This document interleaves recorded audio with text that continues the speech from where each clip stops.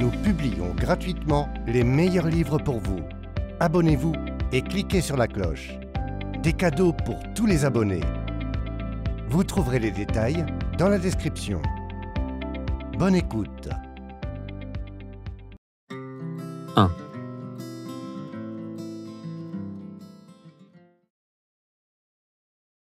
J'ai 7 ans et je parle tout seul, parce que je suis effrayé et parce que je suis le seul qui veuille bien m'écouter. Je murmure entre mes dents. Abandonne, André. Laisse tomber. Pose ta raquette et va-t'en de secours, immédiatement. Rentre à la maison et cherche-toi quelque chose de bon à manger. Va jouer avec Rita, Philly ou Tammy. Assieds-toi auprès de maman pendant qu'elle tricote ou qu'elle fait ses puzzles. Est-ce que ce n'est pas une bonne idée? Est-ce que ça ne ressemblerait pas au paradis, André? De laisser tomber? De ne plus jamais jouer au tennis? Mais c'est impossible. Non seulement mon père me poursuivrait dans toute la maison avec ma raquette, mais quelque chose dans mes tripes, une sorte de muscle profondément caché, m'en empêcherait. Je déteste le tennis. Je le hais de tout mon cœur. Et cependant, je continue de jouer. Je continue de frapper des balles toute la matinée, tout l'après-midi, parce que je n'ai pas le choix. Quel que soit mon désir d'arrêter, je continue. Je me supplie moi-même d'arrêter et je continue de jouer. Et ce fossé, cette contradiction entre ce que je souhaite et ce que je fais en réalité, ressemble au cœur même de mon existence. En ce moment, ma haine à l'égard du tennis se concentre sur le dragon, un lanceur de balles bricolé par mon cracheur de feu de père. Noir comme la nuit, monté sur de grandes roues en caoutchouc portant le mot « prince » en majuscule blanche sur son socle, le dragon, à première vue, ressemble à n'importe quelle machine à balles que l'on voit dans tous les country clubs en Amérique. Mais c'est en réalité une créature vivante et qui respire, sortie tout droit de mes bandes dessinées. Le dragon a un cerveau, une volonté, un cœur méchant et une voix horrible. Quand il engloutit les balles l'une après l'autre dans son ventre, il émet une série de bruits écœurants. La pression monte le long de sa gorge. Il grogne. Une balle monte lentement jusqu'à sa gueule. Il pousse un cri. L'espace d'un instant, le dragon semble aussi cinglé que la machine à chocolat mou qui avale Augustus Gloop dans Charlie et la chocolaterie. Mais lorsque le dragon ajuste vers moi son tir mortel et m'expédie une balle à 160 km/h, le bruit qu'il émet est un rugissement à vous glacer le sang. J'en frémis chaque fois. Mon père a fait exprès de rendre le dragon terrifiant. Il lui a ajouté un long cou en tube d'aluminium et une petite tête du même métal qui se déplie comme un fouet à chaque fois que le dragon crache. Il a aussi installé le dragon sur un socle de plusieurs pieds de haut et a disposé son tir face au filet, de sorte que le dragon me domine. À 7 ans, je suis plutôt petit pour mon âge. Et j'ai l'air encore plus petit à cause de ma grimace permanente de la coupe au bol que mon père m'inflige 2 fois par mois. Mais quand je me tiens face au dragon, j'ai l'air minuscule. Je me sens minuscule, désemparé. Si mon père veut que le dragon me domine de toute sa hauteur, ce n'est pas seulement pour forcer mon attention et mon respect. Il veut que la balle qui jaillit de sa gueule atterrisse à mes pieds comme si elle tombait d'un avion. La trajectoire est telle que la balle est presque impossible à renvoyer de manière traditionnelle. Je dois rattraper chaque balle à la volée, sinon elle rebondit au-dessus de ma tête. Mais cela ne suffit pas à mon père. « Frappe plus tôt !»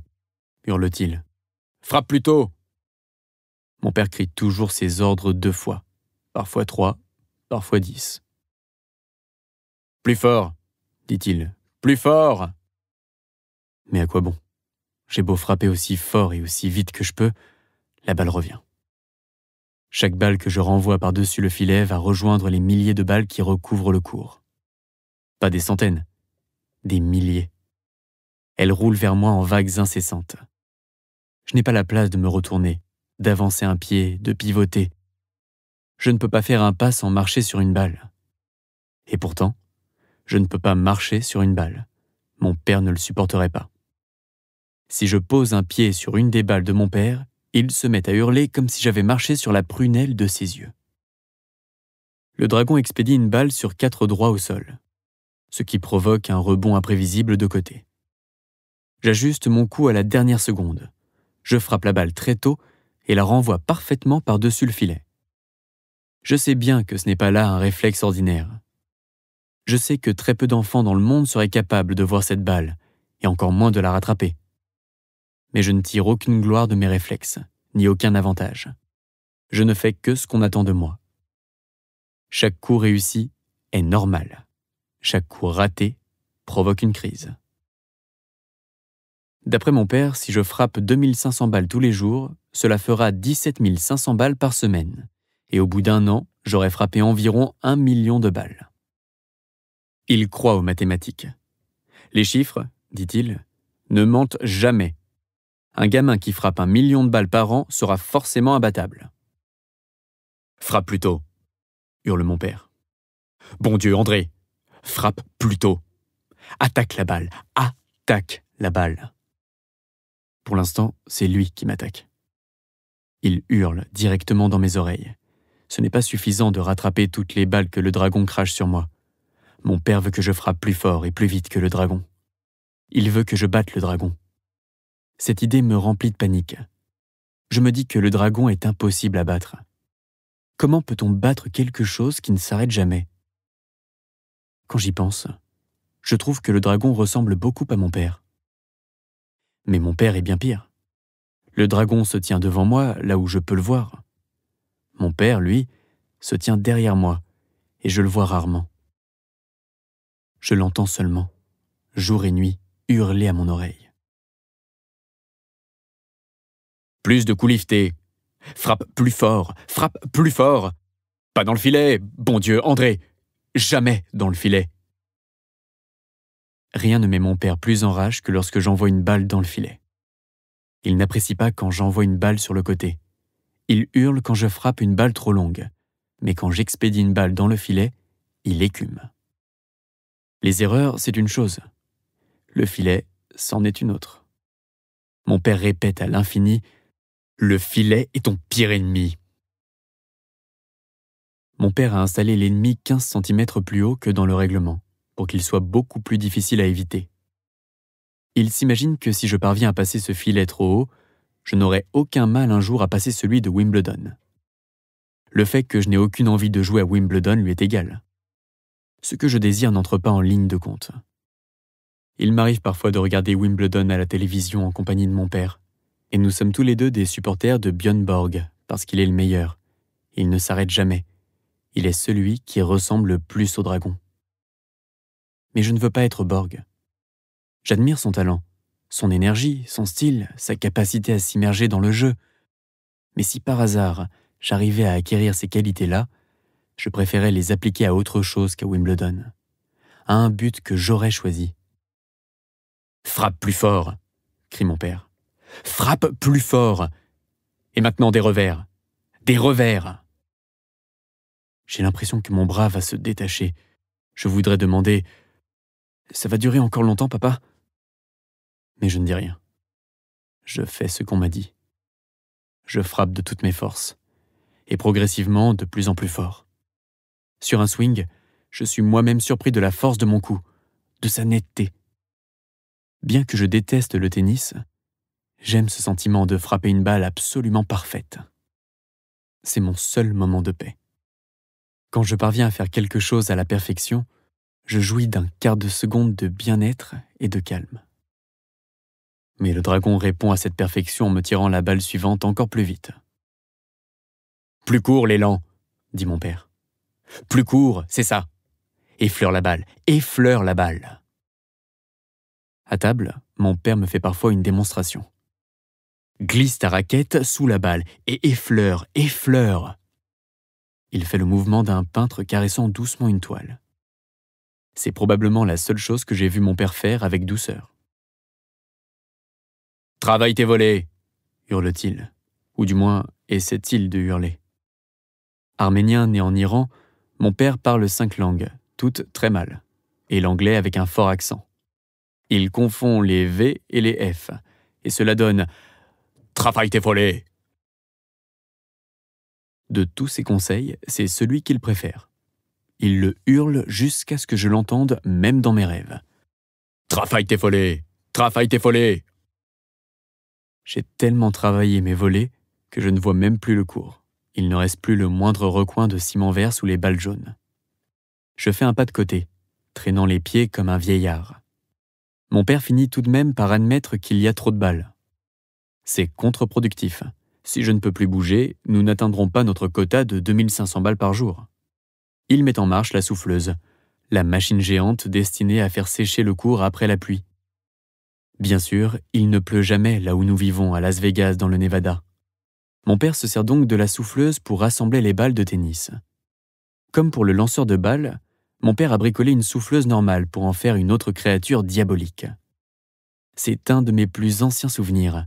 On m'arrache au jardin d'enfants pour que j'accompagne mon père au magasin de soudure, et je le vois fabriquer cette machine insensée ressemblant vaguement à une tondeuse à gazon et capable de déplacer des centaines de balles de tennis à la fois. À présent, je le regarde pousser la souffleuse. Je vois les balles de tennis qui prennent la fuite et j'ai de la sympathie pour elles. Si le dragon et la souffleuse sont des êtres vivants, peut-être que les balles le sont aussi, après tout. Elles font peut-être ce que je ferais volontiers si j'en étais capable. Fuir, loin de mon père. Après avoir repoussé toutes les balles dans un coin, mon père attrape une pelle à déneiger et les fourre dans une rangée de poubelles en métal, autant de seaux à pâté pour nourrir le dragon. Il se retourne et voit que je l'observe. « Qu'est-ce que t'as donc à regarder ? Continue à taper. Continue à taper. » J'ai mal à l'épaule. Je suis incapable de frapper une balle de plus. J'en frappe encore 3. Je peux plus jouer 1 minute de plus. Je joue encore 10 minutes. Il me vient une idée.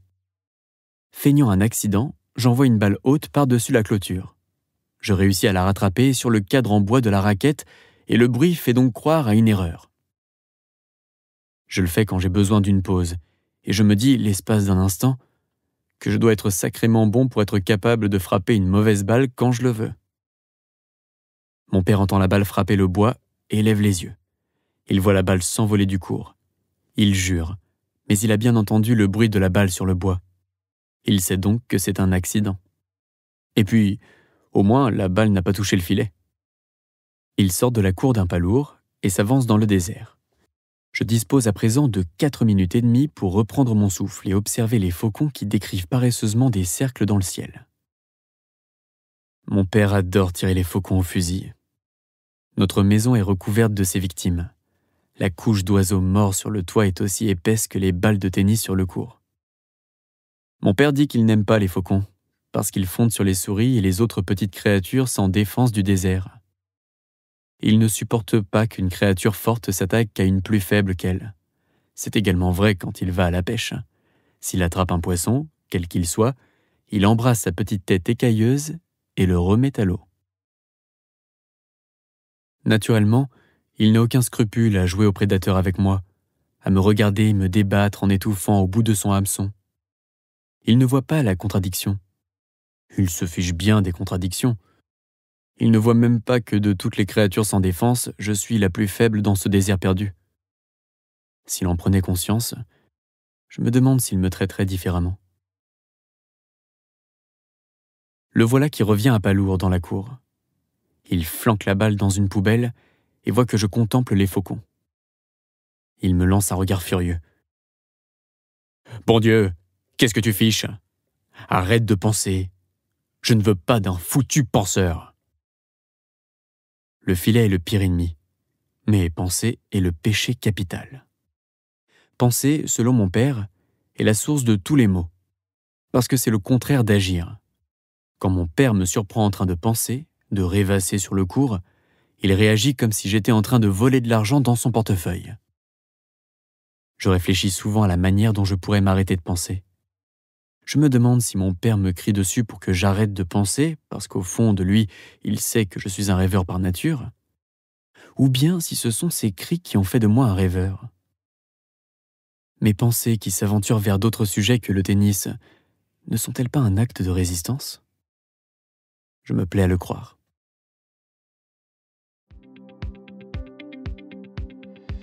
N'oubliez pas de vous abonner à la chaîne pour ne pas manquer les nouveaux livres et participer au tirage au sort de cadeaux intéressants.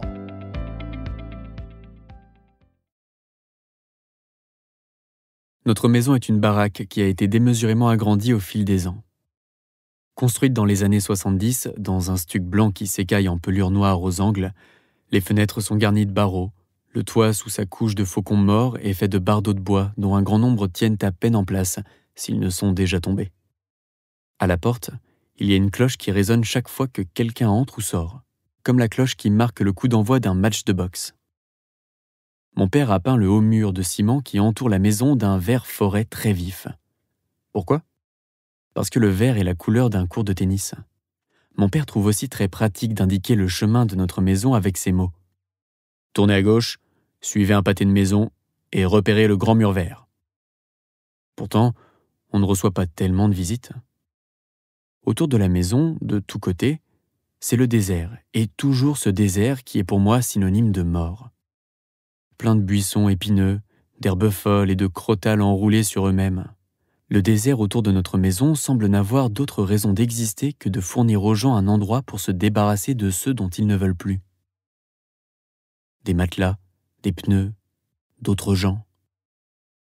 Vegas, ses casinos, ses hôtels, son strip, se dressent au loin tel un mirage étincelant. Mon père fait tous les jours le voyage jusqu'au mirage. Il travaille dans un casino, mais il refuse de vivre sur place. On s'est installé ici au milieu de nulle part, au cœur du néant, parce qu'il n'y a qu'ici que mon père pouvait s'offrir une maison avec une cour assez grande pour son cours de tennis idéal. C'est un autre de mes plus anciens souvenirs. Je roule en voiture aux alentours de Vegas avec mon père et un agent immobilier.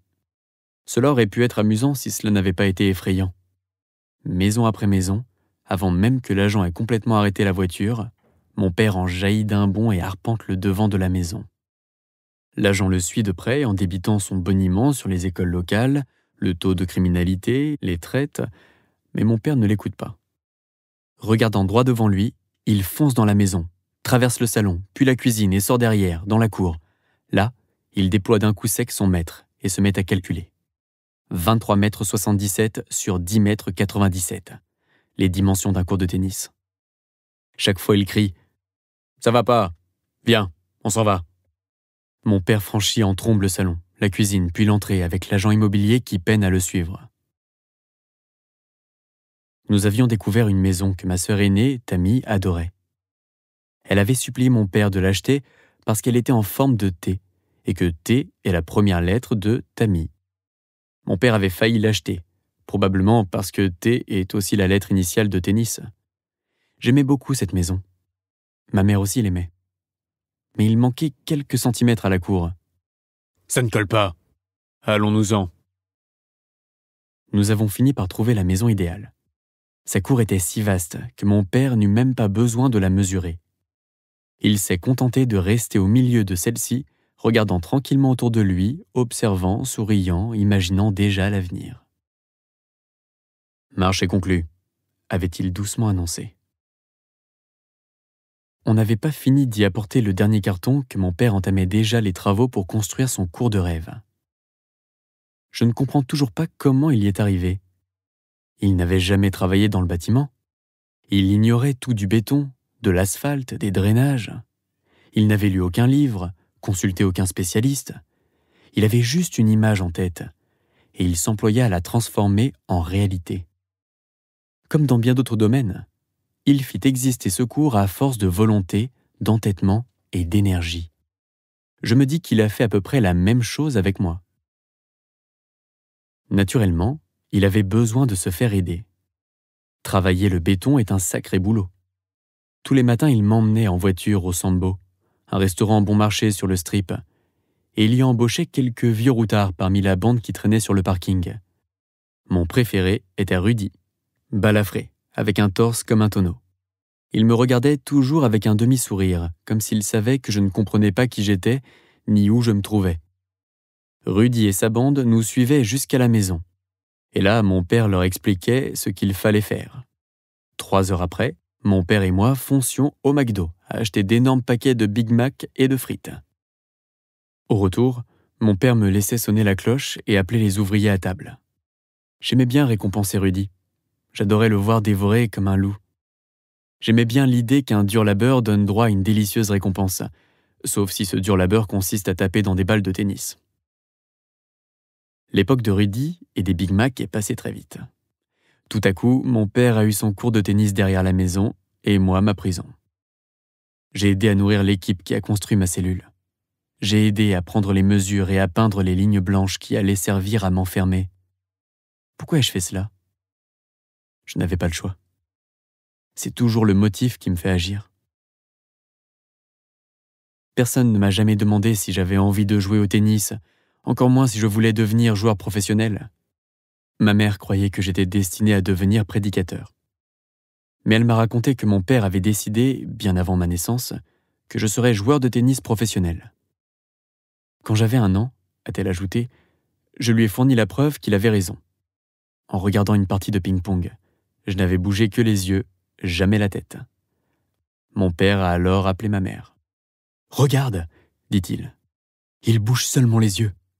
Il a un don inné. » Elle m'a raconté que quand j'étais encore au berceau, mon père a accroché au-dessus de ma tête un mobile fait de balles de tennis et m'a incité à les frapper à l'aide d'une raquette de ping-pong qu'il m'avait fourrée dans la main. Quand j'avais 3 ans, il m'a donné une raquette aux manches sciées et m'a dit que je pouvais taper dans tout ce que je voulais. Je me suis spécialisé dans les salières. J'aimais bien les expédier à travers les carreaux. Je tapais sur le chien. Mon père ne se mettait jamais en colère. Il y a beaucoup de choses qui le mettaient en colère, mais jamais le fait de me voir frapper n'importe quoi de toutes mes forces avec une raquette. Quand j'avais 4 ans, il me fit jouer avec des champions de tennis qui passaient par la ville, à commencer par Jimmy Connors. Mon père me dit que Connors était un des meilleurs joueurs de tous les temps. Ce qui m'impressionnait le plus, c'est que Connors avait la même coupe au bol que moi. Après que nous eûmes joué, Connors dit à mon père qu'il était sûr que je deviendrais très bon. « Je le sais déjà », dit mon père d'un air blasé. « Très bon. Il va devenir le numéro 1 mondial. » Il n'attendait pas une confirmation de Connors. Il cherchait quelqu'un avec qui je puisse m'entraîner. Chaque fois que Connors vient à Vegas, c'est mon père qui corde ses raquettes. C'est un maître dans ce domaine. Qui mieux que mon vieux peut créer et maintenir la tension nécessaire? C'est toujours le même scénario. Connors confie à mon père une boîte de raquettes et 8 heures plus tard, mon père et moi le retrouvons dans un restaurant du Strip. Je demande au maître d'hôtel s'il peut me conduire à la table de Monsieur Connors. Il m'emmène dans un coin écarté où Connors s'est installé avec son entourage. Il se tient au centre, dos au mur. Je lui tends ses raquettes, avec précaution, sans dire un mot.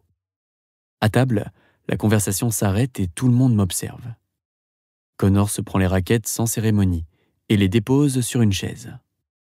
L'espace d'un instant, je me sens important, comme si je livrais des épées fraîchement aiguisées à l'un des 3 mousquetaires. Puis Connors m'ébouriffe les cheveux et fait une remarque sarcastique à propos de moi et de mon père, et toute la tablée s'esclaffe.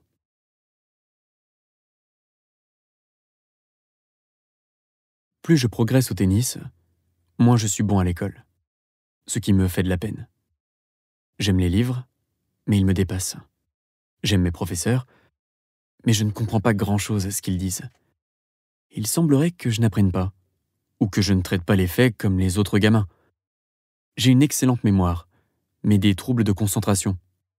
J'ai besoin qu'on m'explique les choses 2 fois, 3 fois. C'est peut-être pour cette raison que mon père hurle toujours ses ordres 2 fois. Par ailleurs, je sais bien que mon père déplore chaque instant que je passe à l'école, puisque c'est au détriment de l'entraînement sur le cours. Ne pas aimer l'école ou avoir de mauvais résultats semble donc une forme de loyauté à l'égard de papa. Certains jours, alors qu'il me conduit avec mon frère et mes sœurs à l'école, mon père sourit et dit « Je vous propose un marché. Au lieu de vous emmener à l'école, qu'est-ce que vous diriez si je vous déposais au Cambridge Racquet Club? Vous pourriez passer la matinée à taper des balles. Qu'est-ce que vous en dites ?» Nous connaissons très bien la réponse qu'il veut entendre. Aussi, disons-nous « Hurrah !» Mais pas un mot à votre mère, dit mon père. Le Cambridge Racquet Club est un long bâtiment au toit bas situé à l'est du Strip. Il est équipé de 10 cours en dur et noyé dans des relents minables de poussière, de liniment et aussi de quelque chose d'aigre, comme un produit qui aurait dépassé la date de péremption et que je ne suis jamais parvenu à identifier. Mon père considère le Cambridge comme une sorte d'extension de notre maison.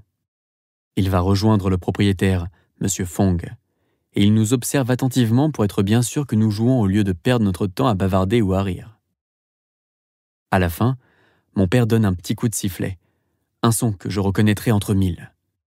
Il met ses doigts dans sa bouche et souffle fort.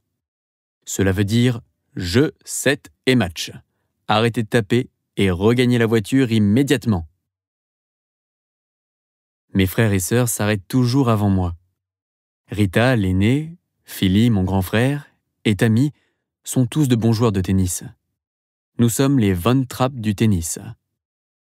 Mais c'est moi, le plus jeune, le petit dernier, qui suis le meilleur. C'est ce que me dit mon père. Il le dit aussi à mon frère et à mes sœurs. Il le dit à M. Fong. André est l'élu. C'est la raison pour laquelle mon père me consacre toute son attention. Je suis le dernier grand espoir du clan Agassi. Par moments, j'apprécie ce supplément d'attention que m'accorde mon père. Parfois, j'aimerais mieux être invisible parce que mon père peut être effrayant. Mon père fait de drôles de choses. Par exemple, il se fourre souvent le pouce et l'index dans les narines, et se raidissant contre la douleur qui lui fait venir les larmes aux yeux, il s'arrache une grosse touffe de poils noirs. Voilà comment il se traite lui-même.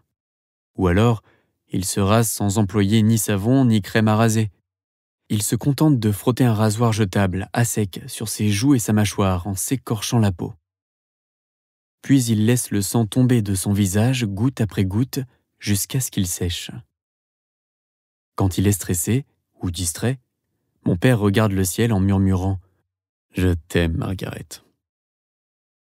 Un jour, j'ai demandé à ma mère « À qui papa parle-t-il ? Qui est Margaret ?» Ma mère m'a raconté que, quand mon père avait mon âge, il faisait du patin sur une mare gelée et la glace a cédé. Il est tombé à l'eau et s'est noyé. En tout cas, il a cessé de respirer pendant un long moment. Il a été sorti de l'eau et ramené à la vie par une femme nommée Margaret. Il ne l'avait jamais vue auparavant et ne l'a plus jamais revue depuis.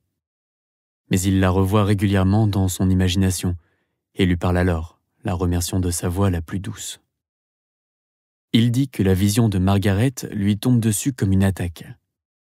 Il n'en est pas conscient quand cela se produit et n'en garde ensuite qu'un faible souvenir. De nature violente, mon père est toujours prêt à la bagarre. Il n'arrête pas de boxer contre des ombres. Il a toujours un manche de hache dans sa voiture. Il ne sort jamais de la maison sans cacher une poignée de sel et de poivre dans chacune de ses poches, au cas où il se retrouverait impliqué dans une bagarre de rue et devrait aveugler quelqu'un. Ces bagarres les plus violentes sont dirigées contre lui-même. Il souffre de raideur chronique dans le cou et est constamment en train d'essayer d'assouplir ses articulations en tournant avec fureur la tête de côté ou en la secouant de haut en bas. Quand cela ne suffit pas, il se secoue comme un chien, balançant la tête de droite à gauche, jusqu'à ce que son cou fasse le bruit du pop-corn qui éclate. Quand ce traitement s'avère aussi inefficace que les autres, il se tourne vers le lourd sac de frappe qui est pendu à un harnais, devant la maison. Mon père monte sur une chaise, décroche le sac et glisse son cou dans le harnais. Il renverse alors la chaise et donne des coups de pied en l'air tandis que son élan est fermement entravé par le harnais. La première fois que je l'ai vu faire cela, je me promenais tranquillement dans la maison quand j'ai levé les yeux. J'ai vu mon père renverser la chaise d'un coup de pied, pendu par le cou, les chaussures à presque 1 mètre du sol. J'étais certain qu'il venait de se tuer. J'ai couru vers lui, complètement hystérique, prêt à le délivrer. En voyant l'expression de panique sur mon visage, il a aboyé. « Mais qu'est-ce qui t'arrive, nom de Dieu ?» De tous les traits de caractère difficiles de mon père, la fureur est le plus inquiétant. Il est toujours sur le point de perdre son sang-froid. Mais cela se produit généralement aux moments les plus inattendus. Pendant son sommeil, par exemple. Il boxe en rêvant et attrape ma mère endormie pour lui flanquer un coup de poing. En voiture, c'est la même chose. Il y a peu de choses que mon père aime autant que de conduire son Oldsmobile diesel verte en reprenant les airs de sa cassette de Laura Branigan. Mais si un autre automobiliste l'énerve, s'il lui coupe la route ou s'il ose protester parce que mon père lui a coupé la route, alors ça se gâte. Un jour que je suis en voiture avec lui, en route vers le Cambridge, il commence à s'engueuler avec un autre conducteur. Mon père arrête la voiture, descend, ordonne au type d'en faire autant. Comme mon père brandit son manche de hache, le type refuse. Mon père balance alors des coups de manche dans les phares et dans les feux arrière du type, éparpillant du verre cassé un peu partout. Une autre fois, mon père se penche par-dessus moi pour pointer son revolver sur un autre automobiliste. Il vise en faisant reposer le canon de l'arme sur mon nez. Je regarde droit devant moi. Je ne bouge pas. Je ne sais pas ce que l'autre conducteur a fait de mal, mais en tout cas, cela semble aussi grave que d'envoyer la balle dans le filet. Je sens le doigt de mon père tendu sur la détente. Puis j'entends l'autre automobiliste partir à toute vitesse, et ensuite, un bruit que j'ai rarement entendu. Le rire de mon père. Il pète un câble. Je me dis que je n'oublierai jamais cet instant. Mon père se tordant de rire en tenant un revolver sous mon nez, même si je devais vivre 100 ans. Après avoir remis l'arme dans la boîte à gants, mon père redémarre et se tourne vers moi en m'ordonnant « Pas un mot à ta mère ». Je ne comprends pas pourquoi il dit cela. Que ferait ma mère si on lui racontait la scène? Elle n'avance jamais la moindre protestation. Peut-être mon père pense-t-il qu'il y a une première fois à tout? Par un des rares jours de pluie de Vegas, mon père m'emmène chercher ma mère à la sortie de son bureau. Je suis au bout de la banquette, en train de faire l'imbécile et de chanter. Mon père prend la voie de gauche pour tourner. Un camionneur klaxonne furieusement.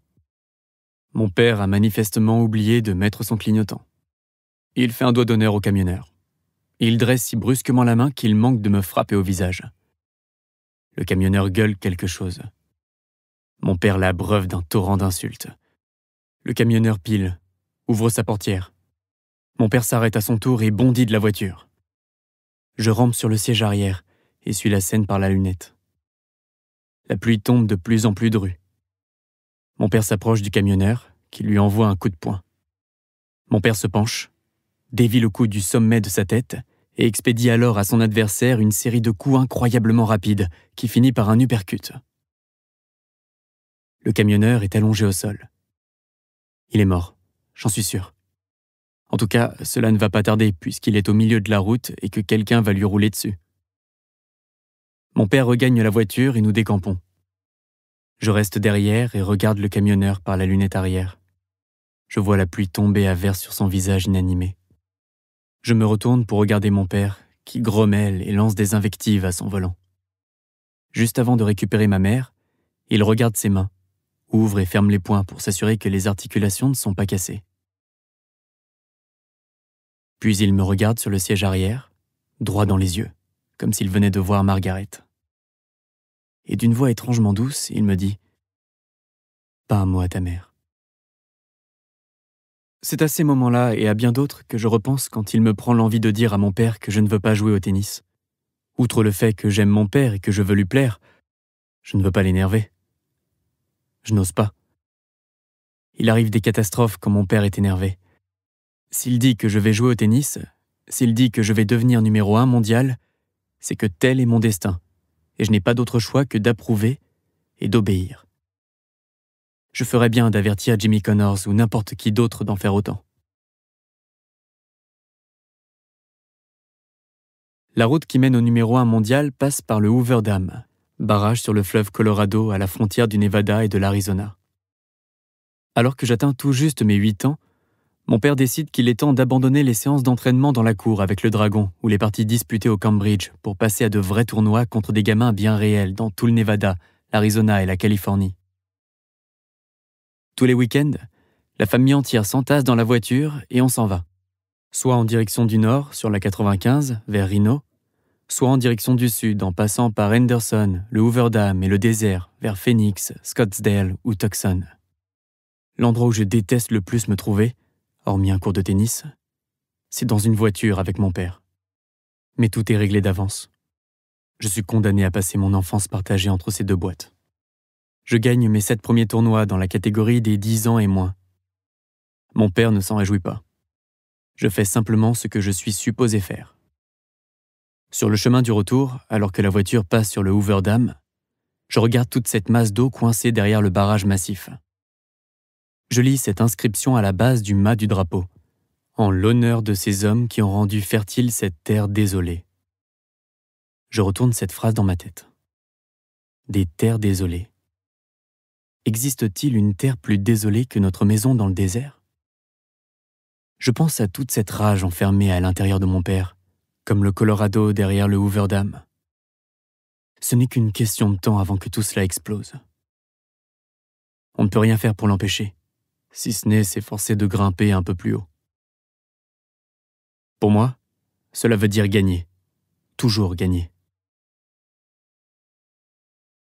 Nous allons à Morley Field, à San Diego. Je joue contre un gamin nommé Jeff Tarango, qui n'est pas tout à fait à mon niveau. Il gagne pourtant le premier set, 6-4. Je suis sonné, effrayé. Mon père va me tuer. Je fonce, remporte le deuxième set, 6-0. Au début du troisième set, Tarango se tord une cheville. Je me mets à lui envoyer des amortis pour l'obliger à courir sur sa cheville douloureuse. En fait, il simulait. Sa cheville va très bien. Il bondit en avant, écrase toutes mes amortis et gagne tous les points. Mon père, depuis les tribunes, me crie « Arrête les amortis! Arrête les amortis !» Mais je ne peux pas m'en empêcher. J'ai une stratégie. Je m'y tiens. Nous arrivons au tie-break, qui se joue en 9 points. Nous marquons tour à tour jusqu'à parvenir au score de 4-partout. Nous y sommes. Mort subite. Un point va décider de tout le match. Je n'ai encore jamais perdu, et je n'ose pas imaginer la réaction de mon père si cela m'arrive. Je joue comme si ma vie en dépendait, ce qui est le cas. Tarango doit avoir un père dans le genre du mien parce qu'il joue exactement comme moi. Je me concentre et expédie un revers croisé fulgurant. Je frappe de manière à en faire un coup long, mais il part de ma raquette plus fort et plus vite que je ne pensais. C'est un formidable coup gagnant, à 1 mètre de la ligne, mais bien hors de portée de Tarango. Je pousse un cri de triomphe. Tarango, debout au milieu du court, baisse la tête et se met à pleurer. Il s'avance lentement vers le filet. Le voilà qui s'arrête. Tout à coup, il se tourne vers l'endroit où la balle est tombée. Il réfléchit. Il sourit. « Out !» dit-il. Je me fige. « La balle était out !» hurle Tarango. C'est la règle chez les juniors. Ce sont les joueurs eux-mêmes qui servent de juges de ligne. Ils décident eux-mêmes si une balle est bonne ou pas, et il n'y a pas d'appel. Tarango s'est dit qu'il valait mieux mentir que perdre, et il sait très bien que personne ne peut l'en empêcher. Il lève les bras en signe de victoire. Je me mets à pleurer. Un chahut éclate dans les tribunes. Les parents se disputent, crient, en viennent presque aux mains. Ce n'est pas juste, ce n'est pas correct, mais c'est la réalité. Tarango est le vainqueur. Je refuse de lui serrer la main. Je m'enfuis en courant dans le Balboa Park. Quand je reviens, une demi-heure plus tard, épuisé d'avoir tant pleuré, mon père est furieux. Non parce que je suis parti, mais parce que je n'ai pas tenu compte de ses conseils pendant le match. « Pourquoi tu ne m'as pas écouté? Pourquoi tu as continué à envoyer des amortis ?» Pour une fois, je n'ai pas peur de mon père.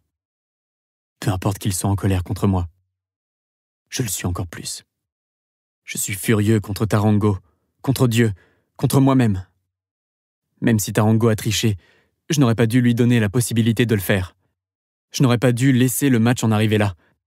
À cause de cela, je compte désormais une défaite à mon actif. Et pour toujours. On ne pourra jamais rien y changer.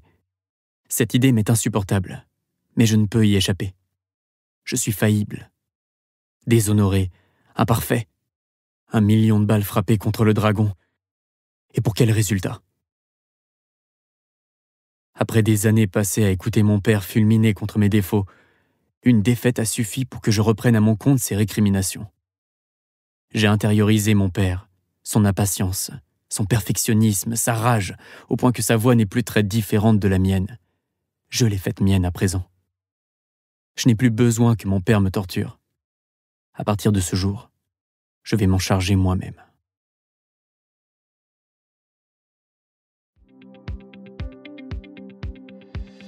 Chers auditeurs, nous espérons que vous avez aimé ce livre. Vous pouvez écouter la version intégrale du livre en suivant le lien dans la description. Si vous voulez participer au tirage au sort de cadeaux sympas, abonnez-vous à la chaîne, cliquez sur « J'aime » et laissez un commentaire sous la vidéo.